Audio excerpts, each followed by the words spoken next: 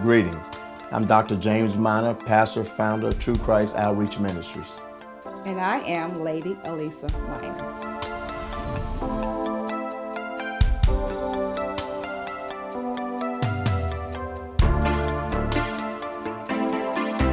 My reasonable service is, use me, God, for your service.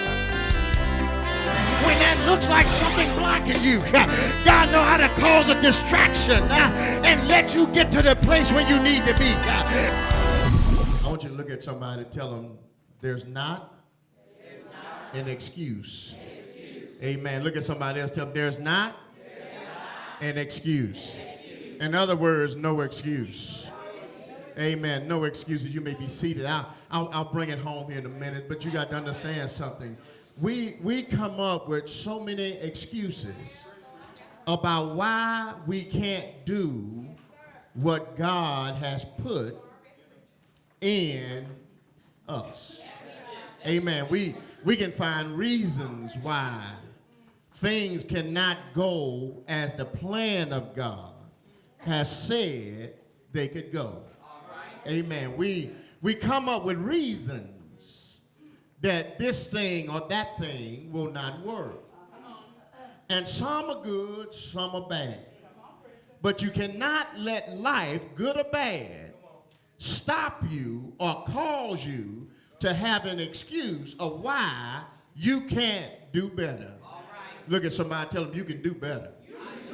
Yeah, you can make this happen. We find ourselves at the brinks of a breakthrough. Yeah, we find ourselves right at the place of blessings. We find ourselves living the best we've ever lived. Yet we feel there's more.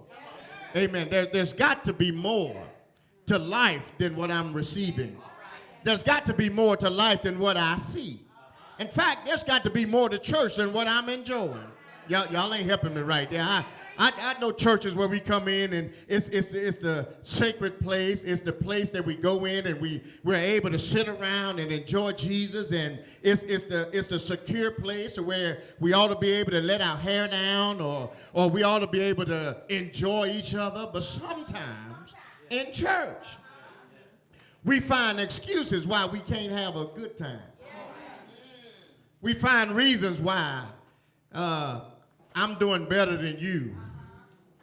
Excuses are in every area of a person's life.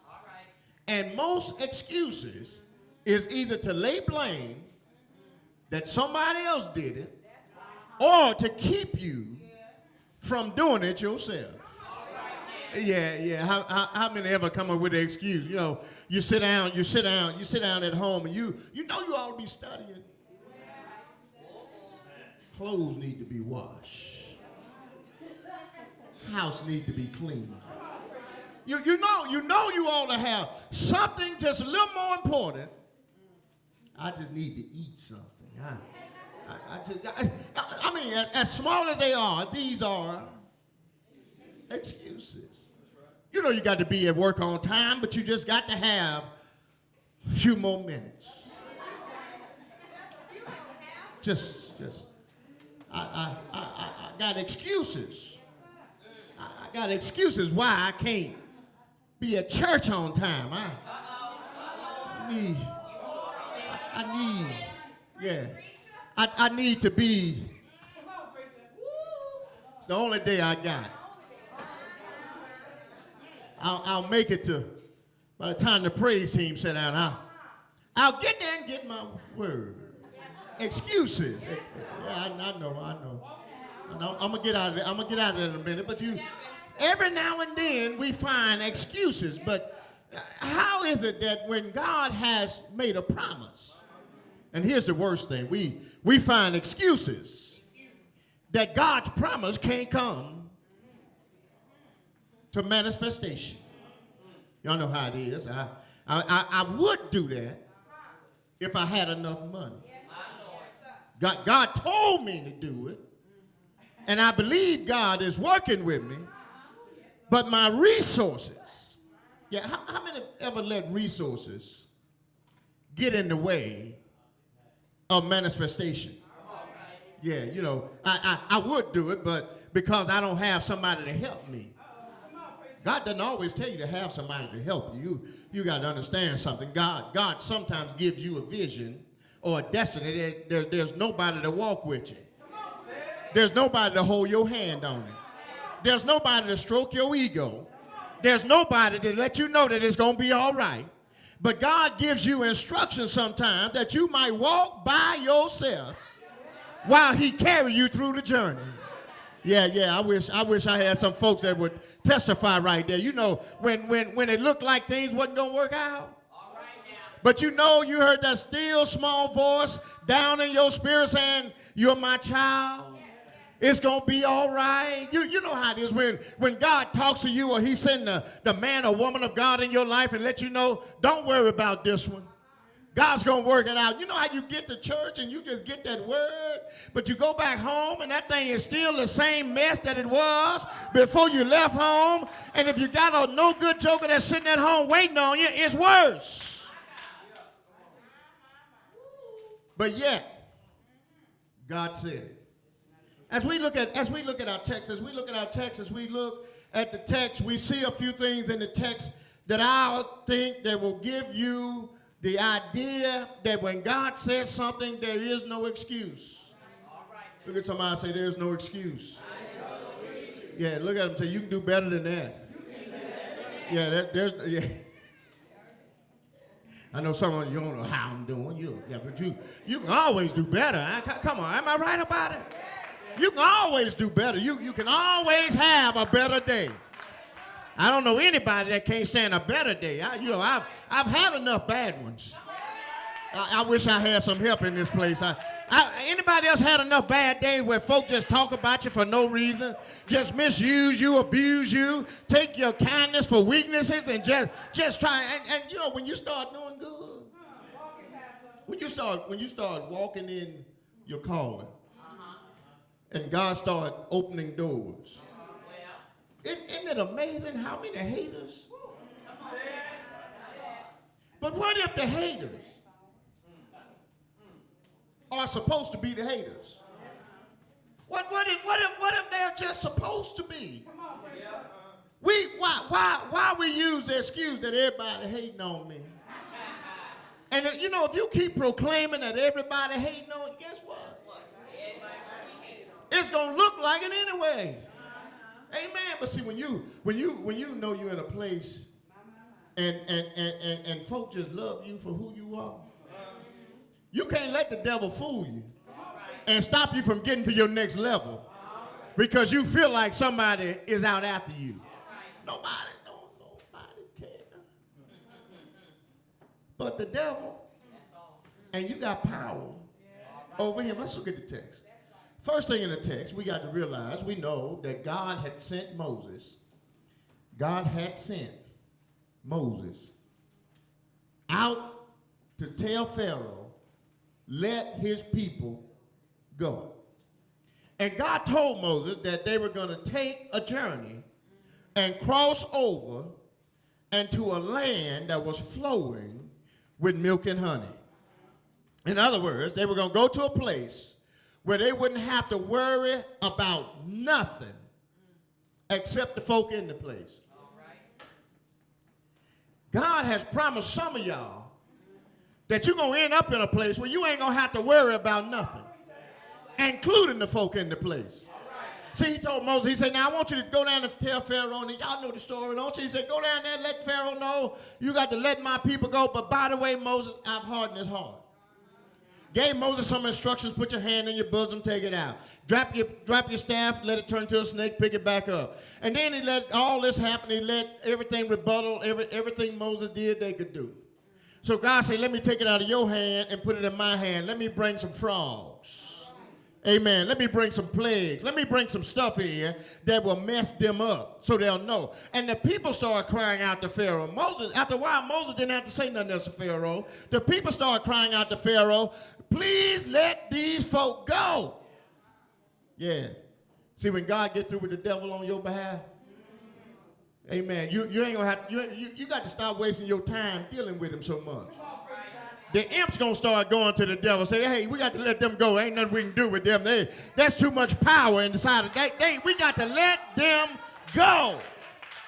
And y'all know how the story goes. The folk from Israel came out of Egypt and they got out there in the wilderness, and then they decided that they were hungry. God fed them with manna. They didn't know what manna was. They just ate it, and then they said, well, we got this. We ain't got no meat. They started getting meat till it came out of their nostrils. They forgot that their shoes wasn't wearing out, nor were their clothes wearing out.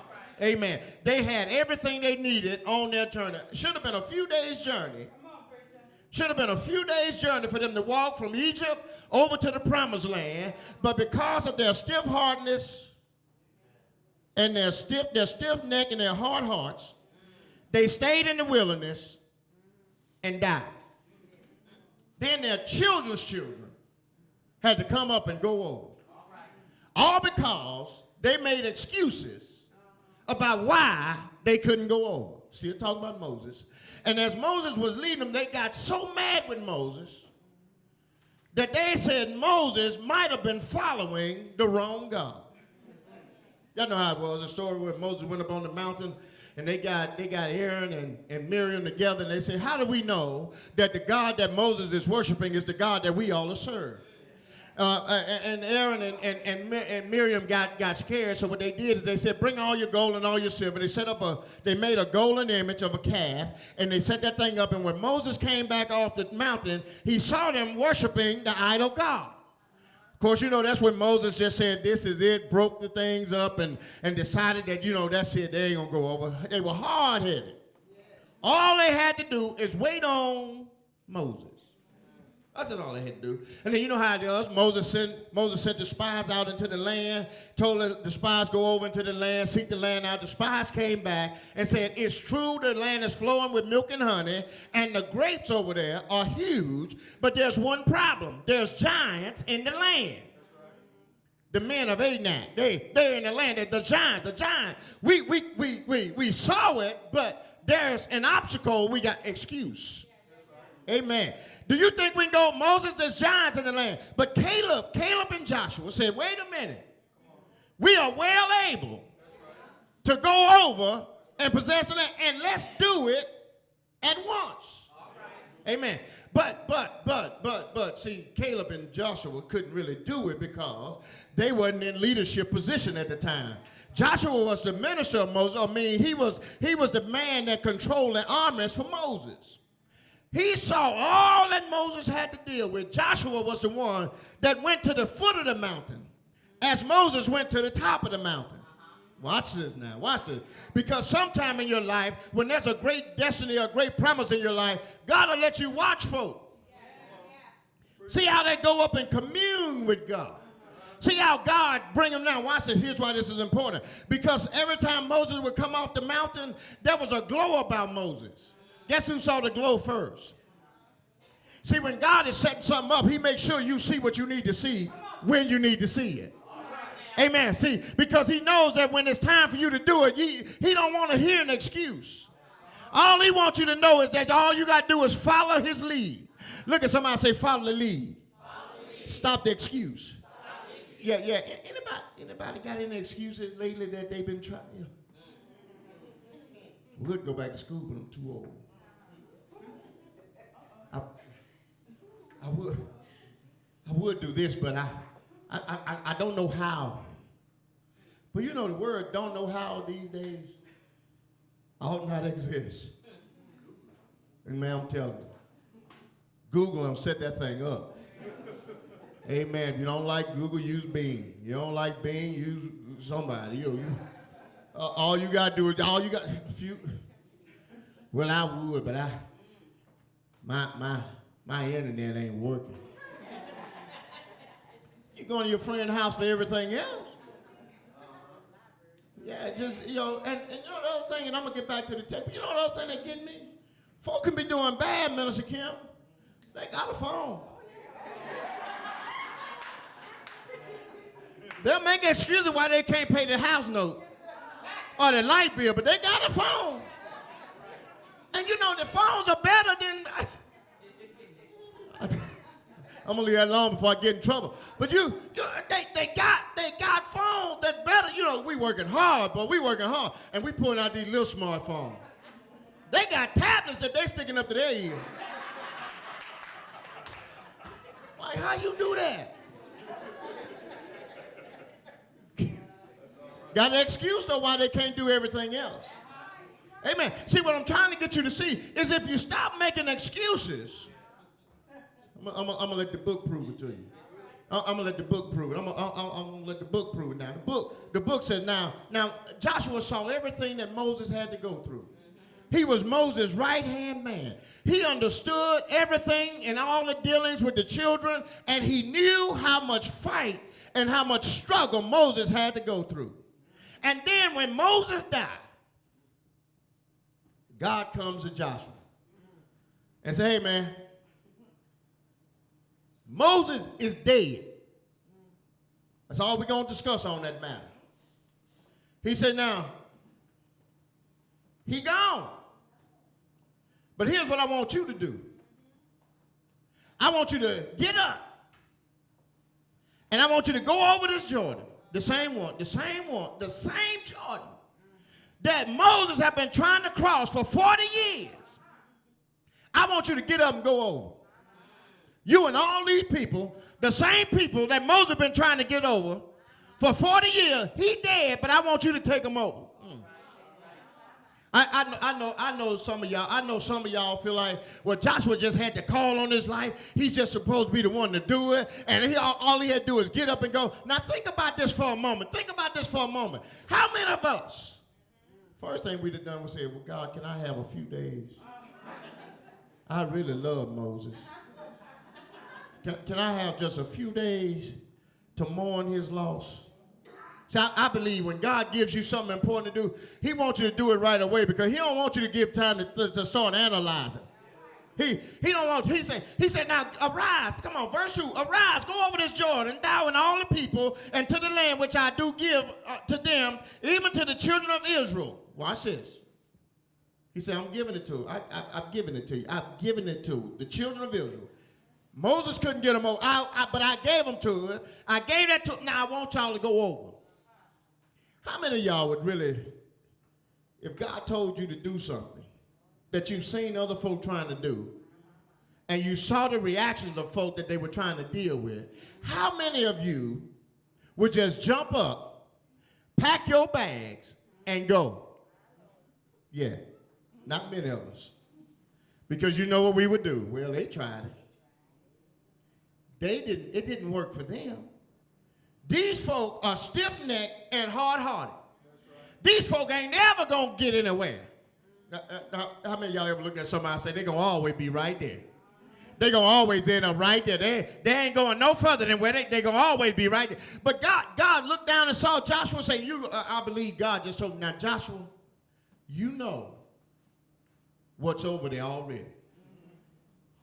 See, first thing you need to do when you know God has a plan for your life is make sure you see the whole picture. That's right. Look at somebody and say, look at the whole picture.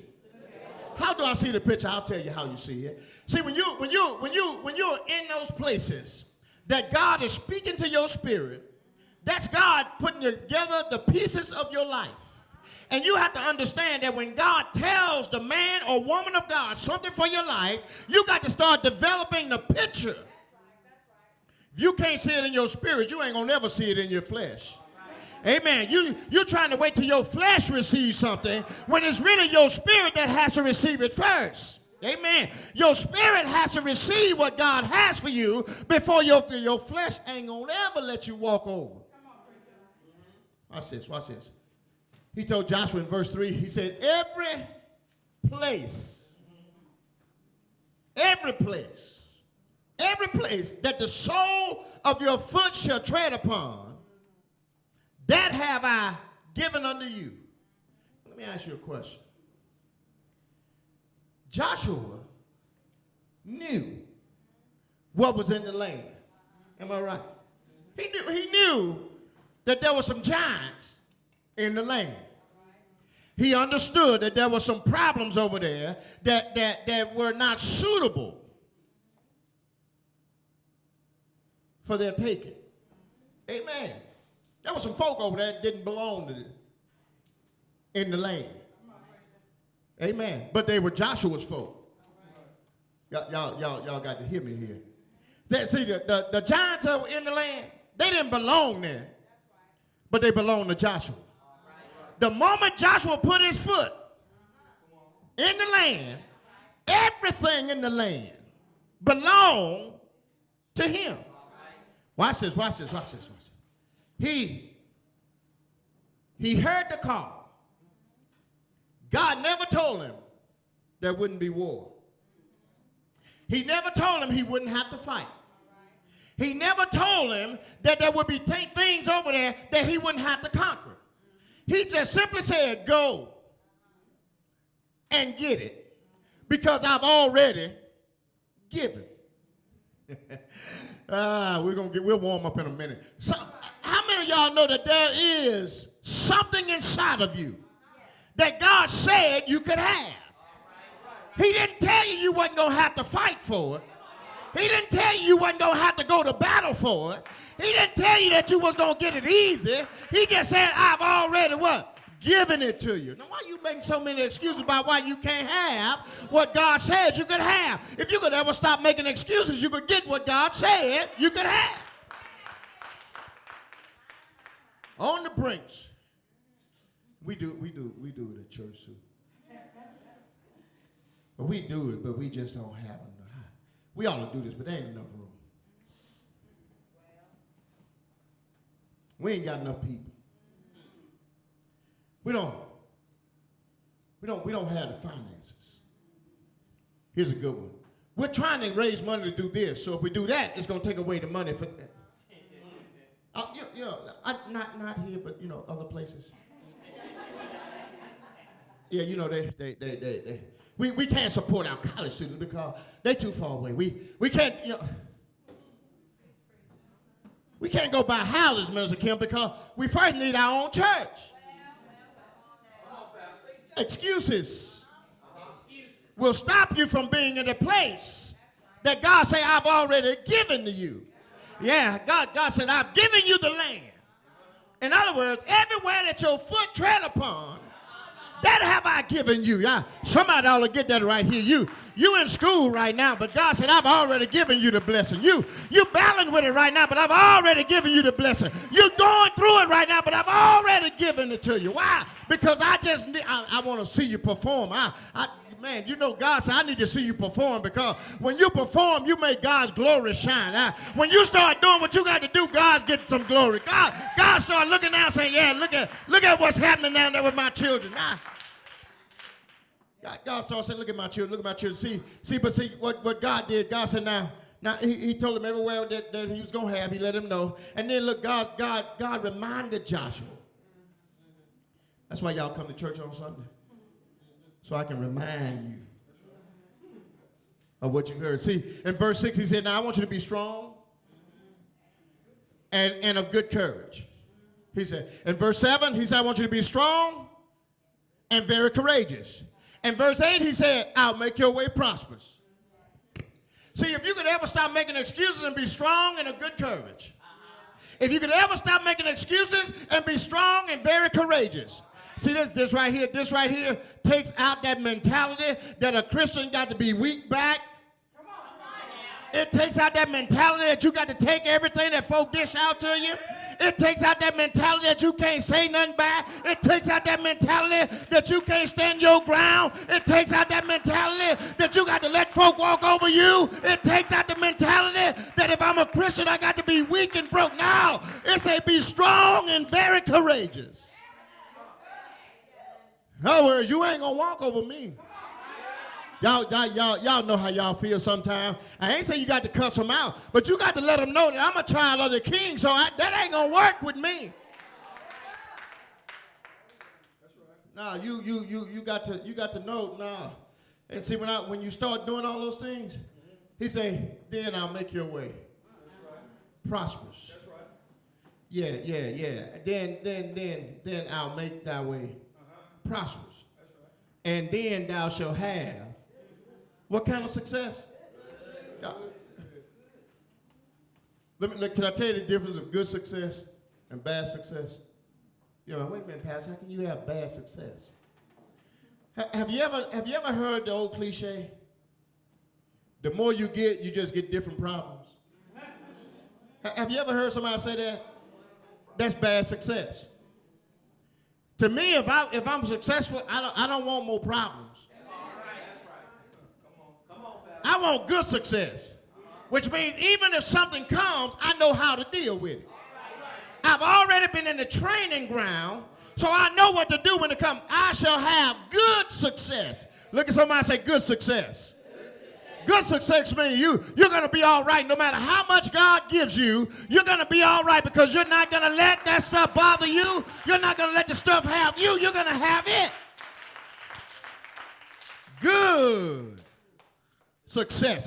I'll make your way prosperous. And then thou shalt have good success. He said, now you got to do this now.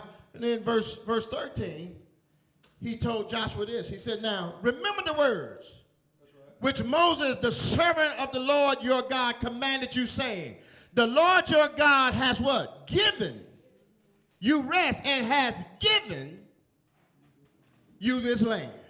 In other words, Joshua, let me inform you once again. When Moses told you this, see, Joshua probably heard Moses say it. But Joshua probably, like most church folk, that's for him. He meant when we go over, we gonna have good success. He meant that, yeah, when we go over that's for the person sitting on row 3 and seat 2. That's not for me. That's you know how church folk do it? Not Christian, not church folk. Church folk will say everything is for somebody else. That's why it kills me when I see these posts on Facebook when they showing the cars. Talking about pastor, first lady, deacon, and then they got the member with some old raggedy shoes or something on. I'm like, the devil is a liar. That whoever put the post out literally means that they don't believe that God can do it for all. If he done it for one, he'll do it for everybody. He knows what he's doing. He told Joshua, no, Joshua, now, understand. Now, remember what Moses said. Now, remember the words of my servant Moses. When he said, look at this. He said, now, remember the words which Moses, the servant of the Lord your God.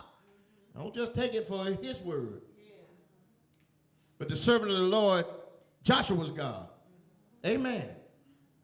He said, now, he's giving you rest, and he's giving you the land.